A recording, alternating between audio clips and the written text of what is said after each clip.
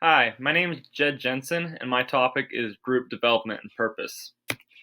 While this may seem like kind of a repetitive topic, I felt like it was important to go over these things again, as they are crucial in management and just overall success in group work. So just stick with me, but this is a really good refresher. So, purpose. A team cannot be expected to perform right from the first time they are formed. Like a sports team, to be successful takes a lot of time, effort, and consistent practice. Members often go through very different stages of development before they are working on the same page. Because of this, we get the 5 stage model of group development. Developed by Bruce Tuckman, these 5 stages accurately depict what most groups go through throughout their time in the group. These 5 stages are forming, storming, norming, performing, and adjourning.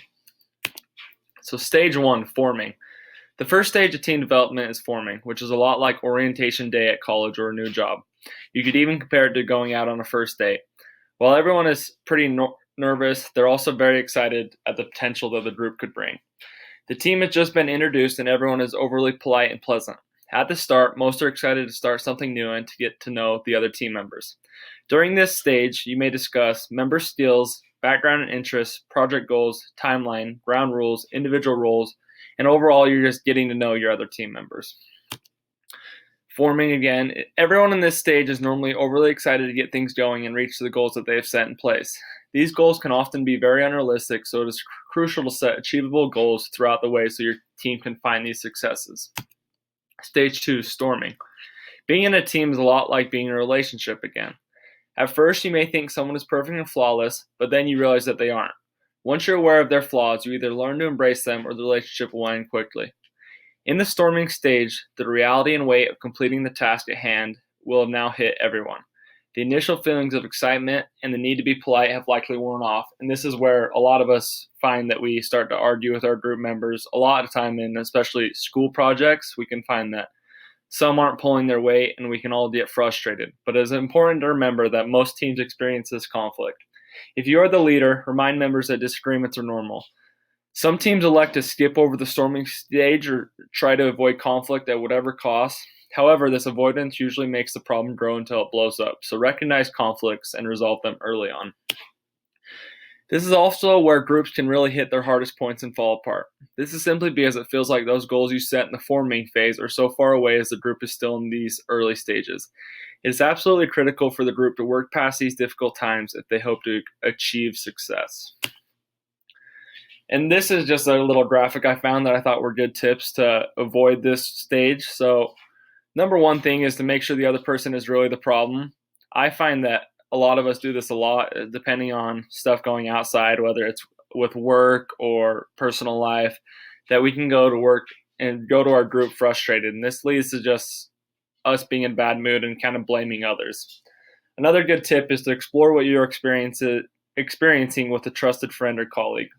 We all like to talk out most of our problems, and this can really help. And then the last one that I thought was honestly the best one is just approaching the person with whom you're having the problem for a private discussion. This often is a lot better than just going behind their back or getting even more frustrated, as it oftentimes can just end the conflict completely right then. This leads us into stage 3, which is norming. This is arguably the best stage of group development. During the norming stage, people start to notice and appreciate their team members' strengths. Groups start to settle into a groove. Everyone is contributing and working as a cohesive unit. While people may still get under your nerves, everyone starts to realize the value that each individual brings to the team, and it leads to a good camaraderie in the workplace. When in the norming stage, it is important to take advantage quickly. The group often can get a ton of very beneficial work done in this stage, and it is crucial to start working on the right path towards the 4th stage. So this graphic on the left also just shows some of the things that norming does. So clearer roles start to emerge. You establish the procedures and norm. Everyone starts developing skills off one another, and you're more likely to confront your coworkers because by now you've probably become pretty good friends with the majority of them. Stage 4 is performing. In the performing stage, members are confident, motivated, and familiar enough with the project and their team that they can operate without supervision. Everyone is on the same page and driving full speed ahead towards that final goal. The 4th stage is the one that all groups strive to reach, yet some do not make it. They usually fail to overcome conflict and cannot work together. If your group can make it to this stage, everyone deserves a round of applause as it is difficult to do so, and also, if you make it to this stage, you most likely are going to complete your goal that you set. Stage 5, Adjourning. In 1977, Tuckman added a fifth stage called Adjourning. Once a project ends, the team disbands.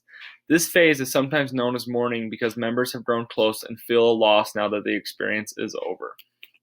Conclusion. In conclusion, groups are developed specifically to complete a rather specific task. While these tasks can vary greatly from group to group, these 5 stages of group development are often found in each and every circle. Overall, if one can successfully follow all 5 stages, they are looking at a high-functioning, working machine.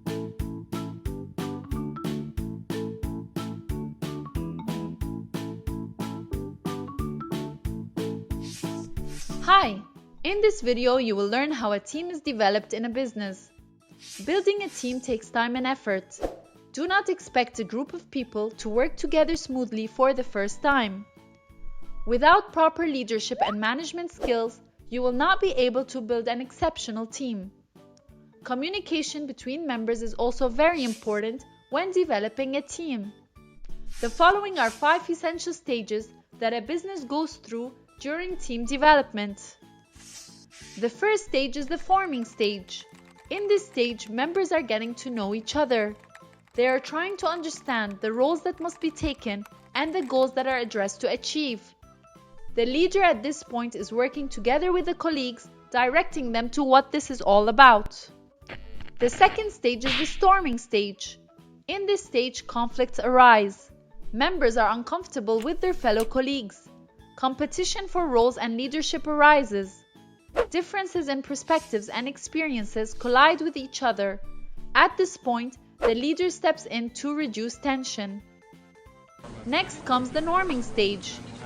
In this stage, members are starting to communicate together. Trust is starting to build among them.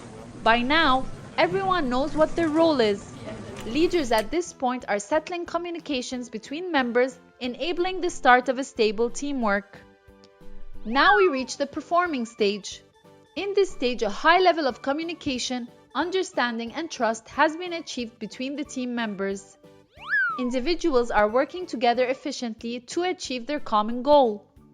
Group decision-making, collaboration, motivation, and effective development is happening here. At this point, leaders offer gratitude to their members individually and also as a team for their striving performance.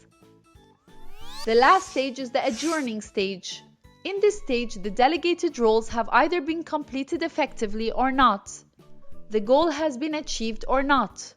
According to the accomplishments, the team either becomes permanent or temporary. Some members are forced to go back to the early stages due to their incapability of achieving what was desired. Others remain as a stable team, taking on more responsibilities on future projects. As explained, team development goes through 5 stages that we advise to help you lead your employees to a joint effort. Achieving a hard-working, trustful, and excelling teamwork is similar to achieving a valuable gem for your business. Over the years, if taken care of, its value increases, giving prosperity to its owner.